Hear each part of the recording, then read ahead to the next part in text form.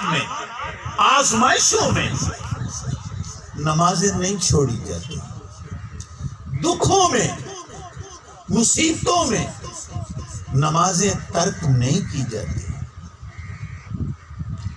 میرے بھائیوں، اب بہت ڈھیلے لوگ ہیں، وہ تو خوشحالی میں چھوڑ دیتے ہیں۔ اسلام بیمار کو کہتا ہے کہ اگر تو وضو نہیں کر سکتا، پانی لگانا تیرے لیے ڈاکٹر نے منع کیا ہے، تو مٹی سے تیمم کر لے۔ میں کھڑا نہیں ہو سکتا، تو میں بیٹھ جا۔ میں بیٹھ نہیں سکتا، فرمایا لیٹ جا۔ انگلی کے اشارہ کر کے تو اپنی قیام بنا لے، رکوع بنا لے، سجدہ بنا لے، نماز پڑھ۔ خدا ایسا کبھی نہ کرے، ایسا نہ کرے۔ کوئی کہے، میں جنرل بات کر رہا ہوں، کوئی کہے کہ میرا تو ہاتھ بھی حرکت نہیں کرتا، اب میں کیا کروں؟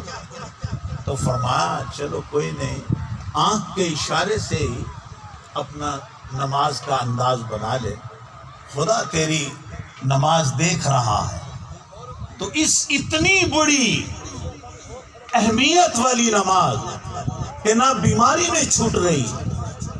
یہ دیکھو ہمارے تو یہ موقع نہیں بنتا، آپ صلی اللہ علیہ وسلم کے زمانے میں بھی اور اس کربل میں بھی ایسا ہوا کہ جب ایک وقت نماز کا آیا تو تھوڑی تھوڑی کر کے، نفری کر کے، یہ میدان کارزار کا مسئلہ بہت میں آسان کر کے نپٹاتا ہوں آگے، کہ اس میدان کارزار میں بھی حکم ہے کہ کچھ لوگ نماز پڑھیں اور کچھ لڑیں۔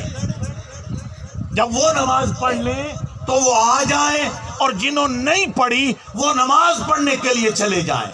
اب یہ لڑ رہے ہیں، مقابلہ کر رہے ہیں، اور یہاں پڑھنے میں بھی نماز کی رعایت اور معافی نہیں ہے۔ اور ہم کس حال میں نمازیں چھوڑتے ہیں؟ خوشحالی کے اندر، اپنے گھروں میں بیٹھ کر، محلوں میں بیٹھ کر، بعض اوقات روڈوں پر بیٹھ کر، ہوٹلوں میں بیٹھ کر، دکانوں پر بیٹھ کر ہم بیٹھے رہتے ہیں، پرواہ نہیں کرتے۔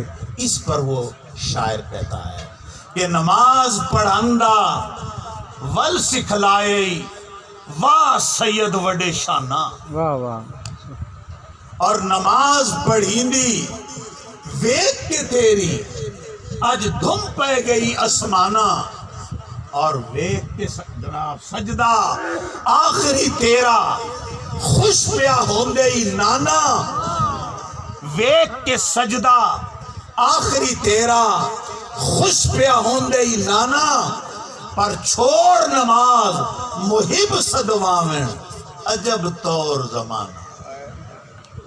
ہم بھی کیسے محبت کرنے والے لوگ ہیں آل محمد سے، اصحاب محمد سے، اصحاب حسین سے، اس ذات حسین سے۔ ہم بھی کیسے لوگ ہیں کہ محبت کا دعویٰ کرتے ہیں، مگر جو انہوں نے سبق دیا ہے، جو تعلیم دی ہے۔